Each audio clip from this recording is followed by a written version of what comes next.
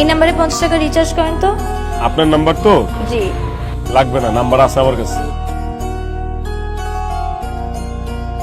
আপনি কি সব কাস্টমারের নাম্বার মুখস্থ করে রাখেন? না, যারা নিয়মিত কাস্টমার তাদেরটা মনে থাকে। বাহ, আপনার তো দেখি ভালো মেমোরি।